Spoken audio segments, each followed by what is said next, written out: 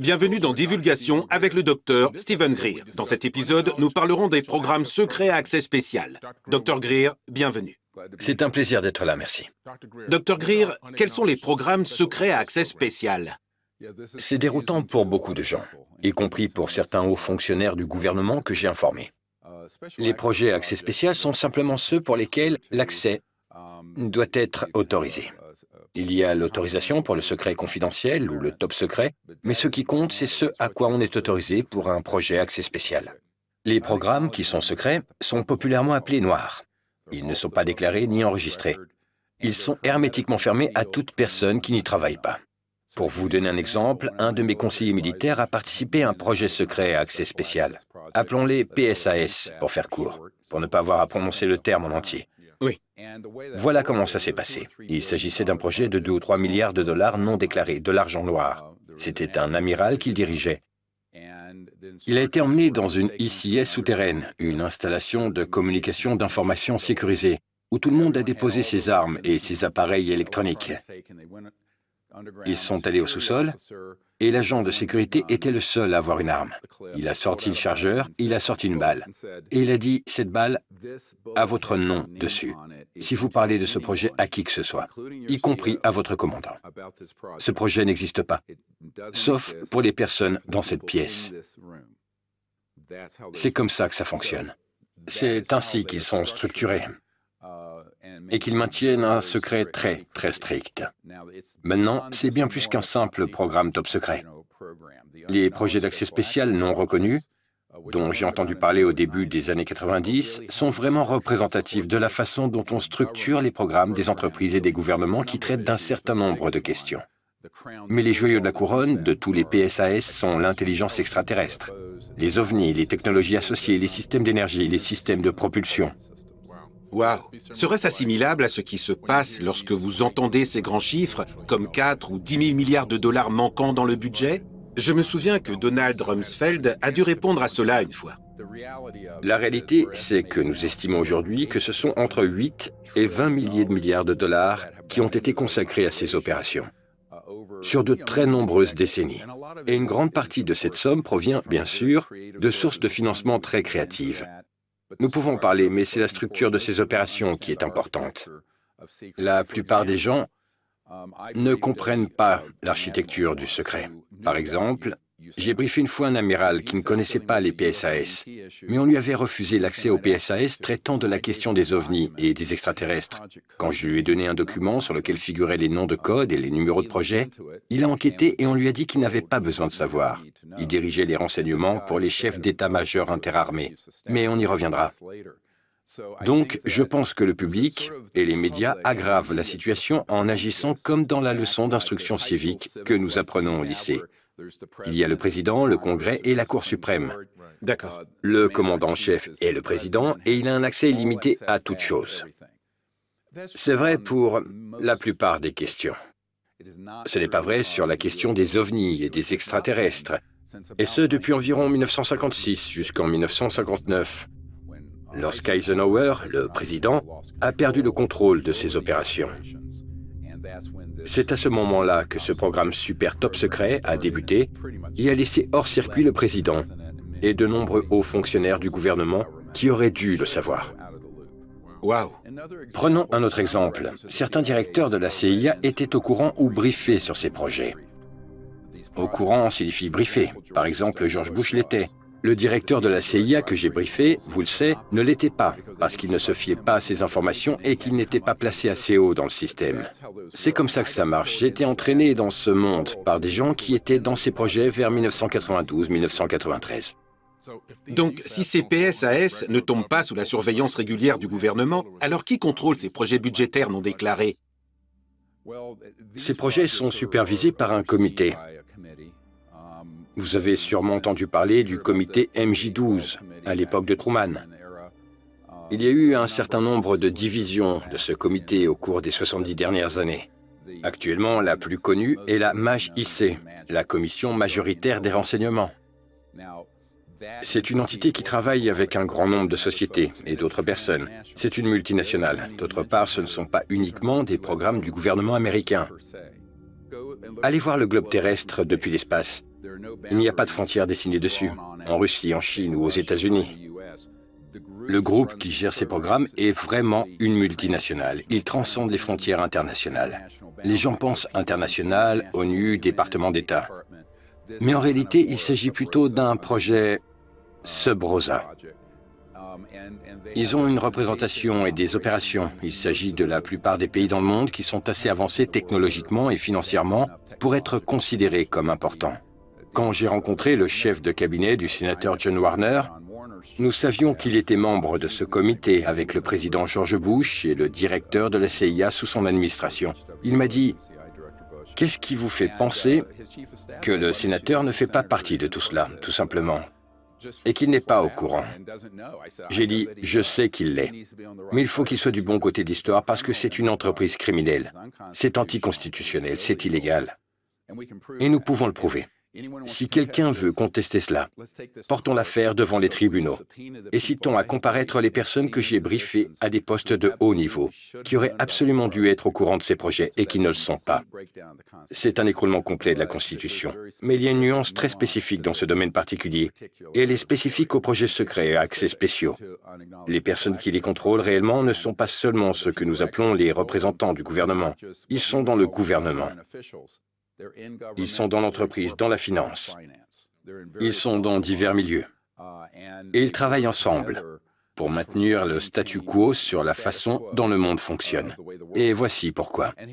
Dans les années 50, nous avons touché le gros lot avec la rétro-ingénierie et l'étude des systèmes dits d'antigravité, qui, soit dit en passant, ont été maîtrisés en octobre 1954. Tout le monde se souvient de cette date, octobre 1954. Donc, les moteurs à combustion interne, les routes, les jets, les fusées, les services publics, les centrales nucléaires et ainsi de suite, ne sont pas nécessaires depuis octobre 1954. Il s'agit de centaines de milliers de milliards de dollars, littéralement. Donc voilà le problème. C'est qu'il s'agit d'un problème macroéconomique, d'un problème stratégique. Et il y a beaucoup d'intérêts puissants qui ne veulent pas voir tous ces actifs partir en fumée. Car lorsque cette connaissance et cette technologie seront rendues publiques, ce sera un nouveau monde. L'extraterrestre a dit au colonel Corso, c'est un nouveau monde si vous pouvez le supporter. C'est vrai. Nous aurions dû le faire dans les années 50, mais nous ne l'avons pas fait. Aujourd'hui, nous sommes confrontés à des crises massives sur le plan de l'environnement, de la géopolitique et ailleurs. Mais c'est réparable. Je dis toujours aux gens, la bonne nouvelle, c'est que nous avons les solutions à tous ces problèmes. La mauvaise, c'est qu'elles sont dans des projets non reconnus et qu'une force létale a été utilisée pour les garder secrètes. Waouh, incroyable. C'est incroyable. À un moment donné, nous devons réaliser que nous devons simplement nous réveiller et les diffuser à la population générale. Je suppose que c'est votre mission ici. Oui. Mon but principal est de créer des ambassadeurs de l'univers en conscience, et en fait avec ces civilisations. Mais pour y arriver, j'ai réalisé en cours de route que je devais fournir cet effort pour lancer le mouvement de divulgation. Parce que j'ai réalisé que si nous prenions contact avec ces civilisations, mais qu'ensuite nous utilisions en secret des programmes pour les abattre ou faire pire, nous devons réfléchir à tout cela ensemble. Excusez le langage grossier, mais j'étais un jour avec le sénateur Barry Goldwater, le plus ancien sénateur de l'Arizona, candidat à la présidence en 1964. Donc j'étais chez lui, et le sénateur Goldwater m'a dit « C'était une putain d'erreur à l'époque, et une putain d'erreur maintenant que tout a été gardé secret. » Mais il m'a dit qu'on lui avait refusé l'accès à ses projets. Un jour, il a dit au général Curtis LeMay, chef d'état-major de l'armée de l'air et bon ami à lui, « Fais-moi entrer dans la salle bleue de la base aérienne de Wright-Patterson, là où tous les restes de l'extraterrestre étaient conservés à l'époque. » Curtis LeMay, le général LeMay, s'est retourné vers lui et lui a dit « Barry, je ne peux même plus entrer dans cette zone. Et si tu me relances à nouveau sur ce sujet, je veillerai personnellement à ce que tu passes en cour martiale de l'Air Force. » J'étais assis dans son salon Il a pris sa retraite dans les années 80 et je lui ai demandé s'il était sérieux. Il m'a dit aussi sérieux qu'une crise cardiaque. Donc, au cours de mes rencontres avec tout ce genre de personnes dans le monde entier, ce que j'ai découvert, c'est que les théories de conspiration à propos de qui est à l'intérieur, qui est à l'extérieur et comment ça fonctionne sont toujours inexactes. Ce que j'ai essayé de faire, c'est d'apporter un peu de clarté, parce qu'il n'est pas utile de mettre tout le gouvernement, toute la CIA ou tout le Pentagone dans le même sac. Il faut que ce soit un peu plus détaillé. Les gens doivent avoir une compréhension plus complète de la façon dont ces projets fonctionnent. Donc, Dr Greer, est-ce que d'autres pays fonctionnent sur le même principe, comme ce que vous décrivez? Oui, le système des PSAS est reproduit, comme je l'ai dit, de manière multinationale. Il ne s'applique pas qu'aux États-Unis. Le centre de gravité, ce sont les États-Unis, en raison de notre puissance militaire, économique et technologique. Mais il y a des corollaires et des associés de ces opérations dans tous les autres pays, y compris la Chine, la Russie, la Grande-Bretagne, l'Australie, partout. Dans d'autres pays, vous verrez parfois un effort, comme en France. Le gouvernement français, le ministère de la Défense, voulait apprendre à établir un contact pacifique avec les extraterrestres. Ils ont initié cela. Il y avait l'amiral Morand, ainsi qu'un docteur en médecine et aussi un docteur en physique. Ils ont organisé ça sous le président Sarkozy. Donc on y est allé, on a fait un événement CE5. C'était incroyable ce qui s'est passé. Mais pendant que tout cela se passait, l'ambassadeur de France aux États-Unis a été approché par un agent des services secrets qui l'a menacé et qui lui a dit de but en blanc « Ne faites pas ça ». Il a répondu « Nous allons le faire en France. Cela ne vous regarde pas ». Il a dit « Oui, mais ne vous approchez pas d'une source américaine ou vous allez le regretter ». Et les allers-retours ont continué.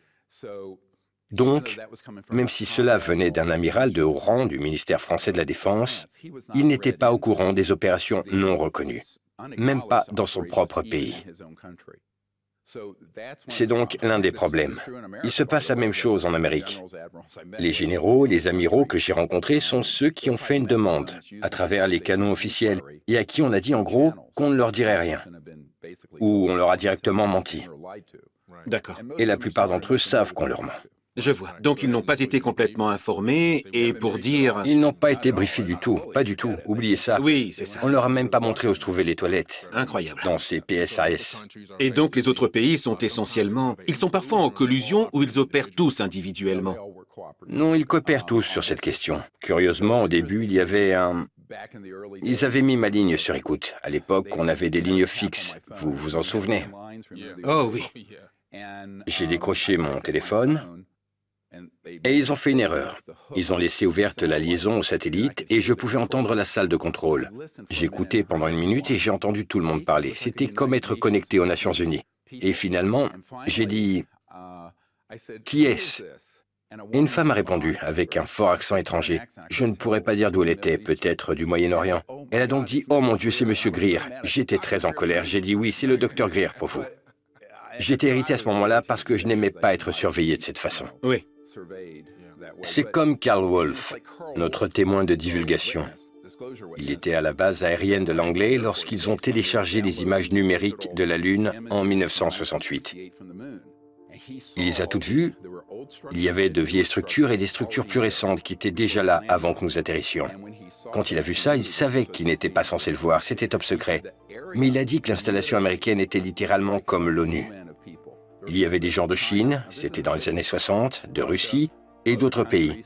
Ils travaillaient tous dans cette ISIS hautement classifiée, cette installation de communication d'informations sécurisée, où ils téléchargeaient les premières images numériques lorsque l'orbiteur lunaire prenait des photos autour de la Lune.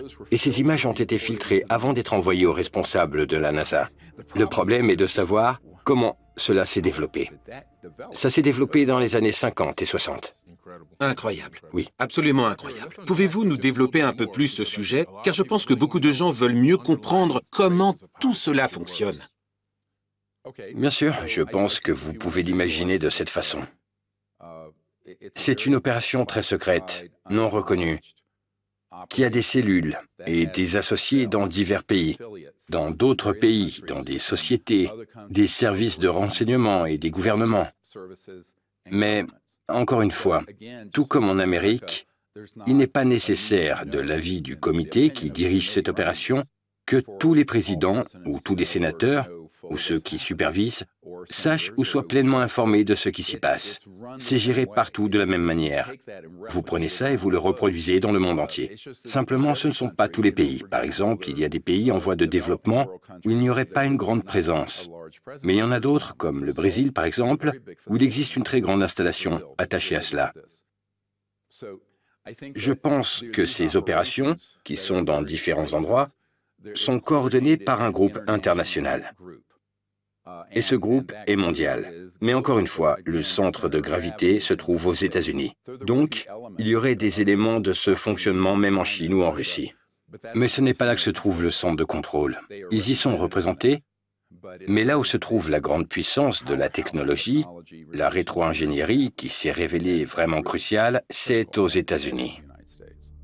D'après ce que j'ai compris, des personnes qui ont travaillé avec Eisenhower, avec qui j'ai parlé, et qui étaient à la Maison-Blanche avec lui, il en aurait perdu le contrôle parce qu'il voulait provoquer un rapprochement, une sorte de relation pacifique avec les extraterrestres pendant toute la folie de la guerre froide nucléaire, et aller de l'avant en tant que civilisation.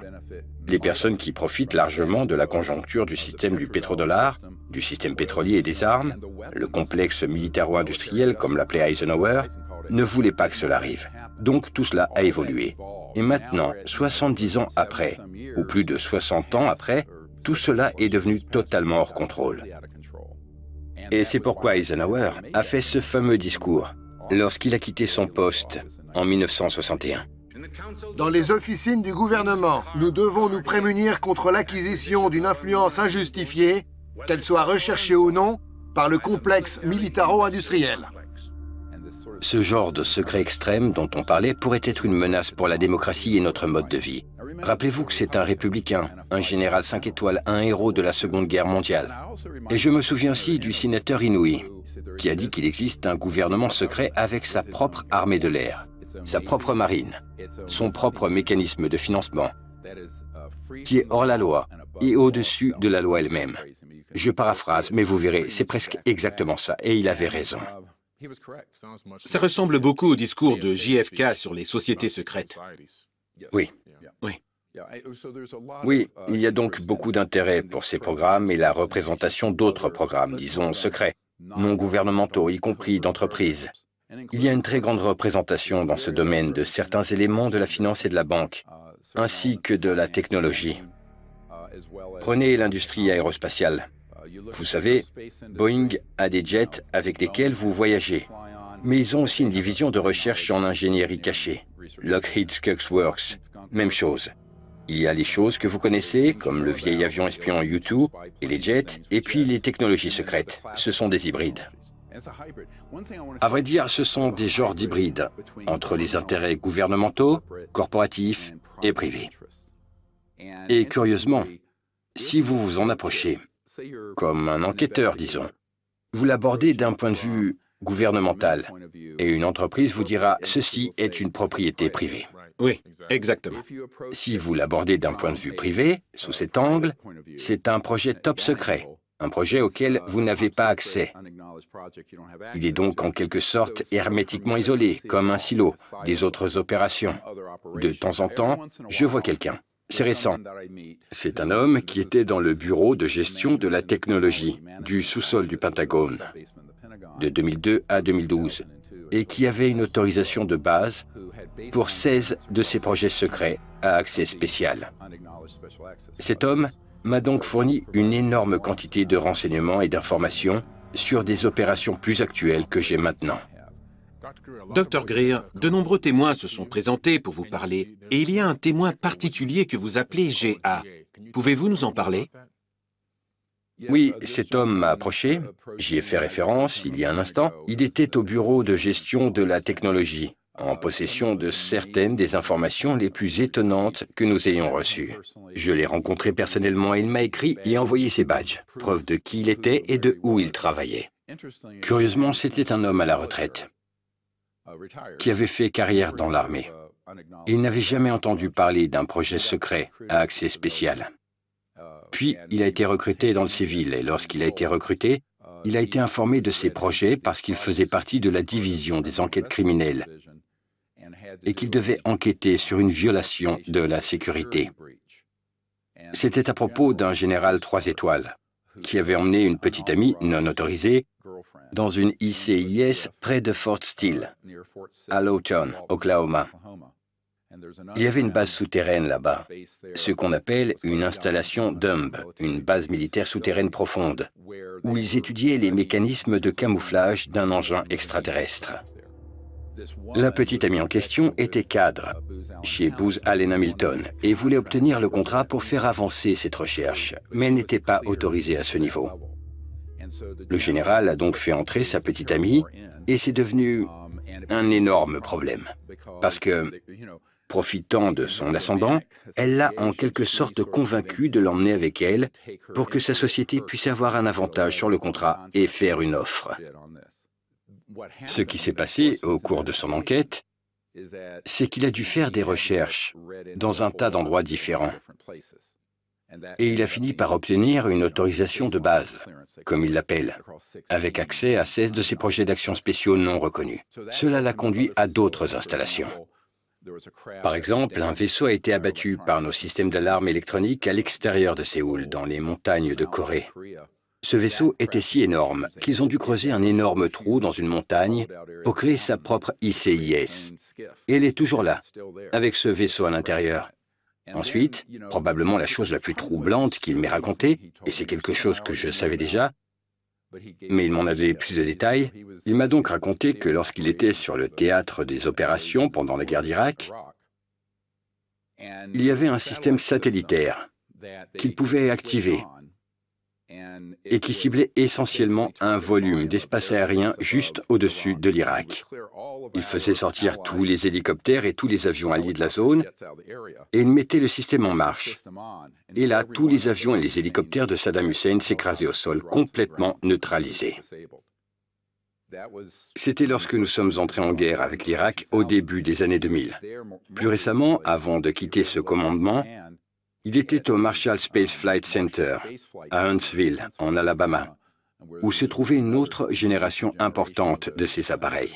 C'est donc dangereux parce que vous avez des projets à accès spéciaux non reconnus qui, en appuyant sur un bouton, pourraient causer toutes sortes de ravages et d'événements qui seraient imputés aux extraterrestres. C'est donc la chose essentielle qu'il me disait. Maintenant, j'ai des douzaines de personnes qui font partie de ces comités interagences ou de ces PSAS et qui m'ont parlé de ce que c'est. C'est opérationnel depuis les années 60. Dr Greer, en parlant de secret maintenant, vous avez mentionné un groupe de voyous au Pentagone. Pouvez-vous nous en dire un peu plus à ce sujet? Oui, bien sûr. Les projets à accès spécial non reconnus sont tous frauduleux. Et ils sont tous illégaux. Maintenant, les gens disent « Qu'est-ce qui vous permet de dire ça ?» J'ai participé à de nombreuses réunions avec de hauts responsables militaires. L'un d'entre eux était l'amiral Tom Wilson. J'ai fait un briefing au Pentagone. C'était un briefing formel, dans le bureau et la salle de conférence de l'amiral. Il était chef des renseignements, des chefs d'état-major. Donc ce n'était pas n'importe quel vieil amiral.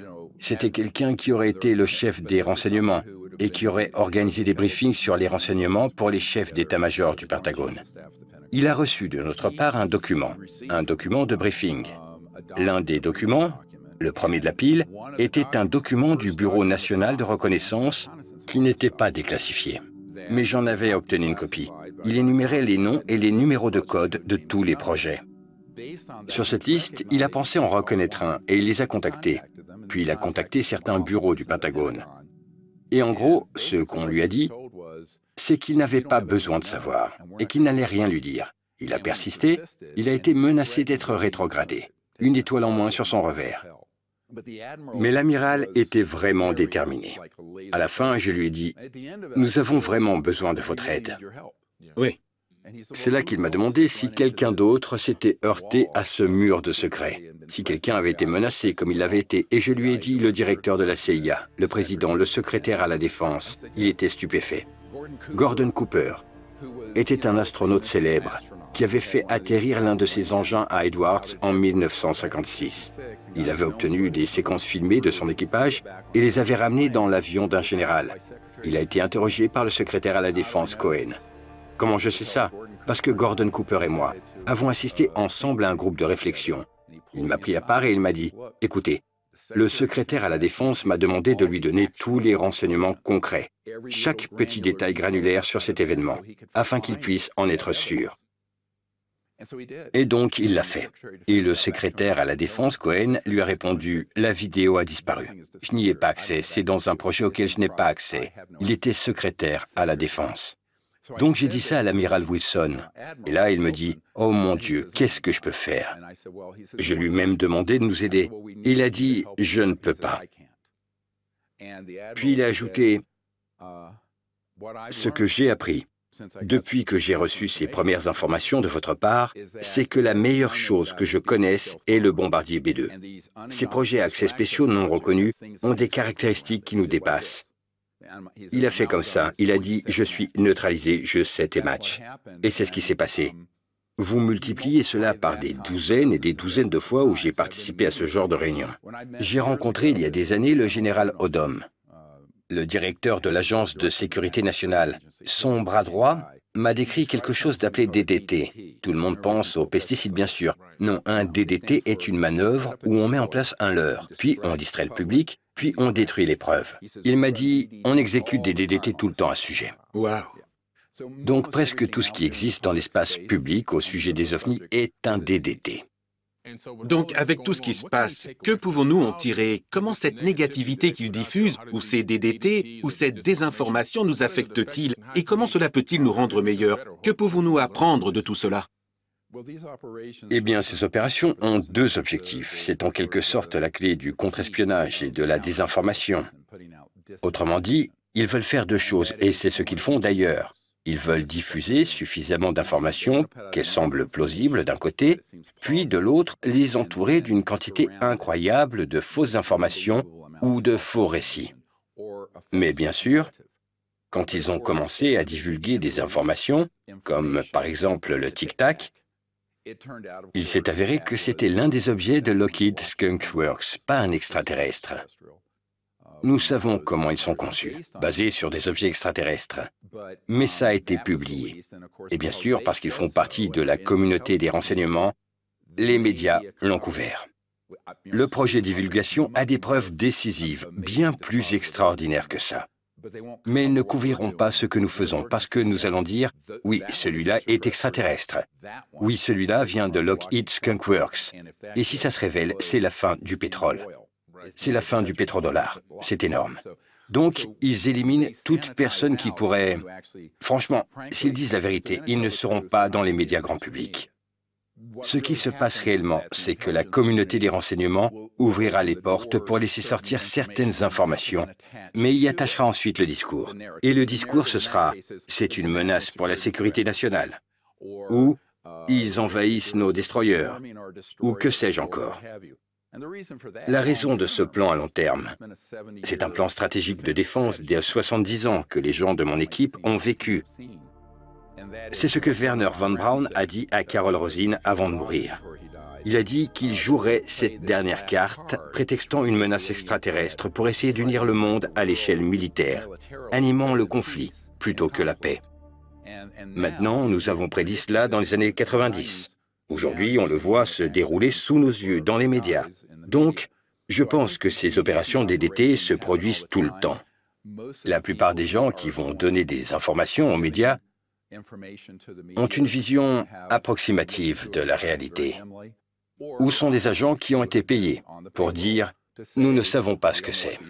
D'ailleurs, vous remarquerez que pour dire par exemple qu'ils ne savent pas ce que c'est, ils ont inventé un nouveau terme, PAN. P-A-N, oui. Ils inventent toujours un nouvel acronyme qui est un mensonge en fait. Mais ils savent parfaitement ce que c'est. Ils savent qu'il y a deux types. Et j'ai une lettre du directeur de Lockheed Skunk Works que nous pouvons montrer, signée par lui-même, datée de 1986. Un homme, un de ses amis, lui a écrit pour lui demander si ces ovnis étaient les nôtres, fabriqués par l'homme, ou s'ils étaient extraterrestres. Et Ben Rich lui a répondu « ce sont les deux ». Donc, cela est connu depuis des décennies, depuis les années 40 et 50. Et pourtant, vous avez toujours ces gens qui disent « nous ne savons pas ce qu'ils sont, il nous faut plus d'argent pour les étudier. On a déjà dépensé des milliards pour cela. » Tout ça, c'est du cinéma. Et je pense que le point à retenir pour le public, c'est qu'il faut être sceptique et très prudent. J'essaie de faire de mon mieux, en tant que volontaire non financé, pour faire avancer les choses. Et au fil des ans, plus de 980 de ces témoins top secrets sont venus me voir. Nous avons donc beaucoup d'informations archivées. Mais en fin de compte, ce que vous verrez sur Internet, sur les plateformes technologiques et dans les médias, sera sélectionné et trié sur le volet. Oui, Pour avoir cet effet, ce sera une partie de l'information, en partie de la désinformation. oui, Et ce sera toujours présenté comme une menace, comme quelque chose de dangereux. oui, pour générer la peur. Et c'est ça le grand projet. C'est la vue d'ensemble quand on prend du recul. Ça me paraît très logique. Et après, il faut reconstruire le puzzle avec ce qu'on a. Une fois qu'on connaît le modèle, on peut avoir l'image. Exact. Oui, Incroyable. Merci, Dr. Greer. merci. Je suis Billy Carson. Merci d'avoir regardé Divulgation avec le Dr. Stephen Greer.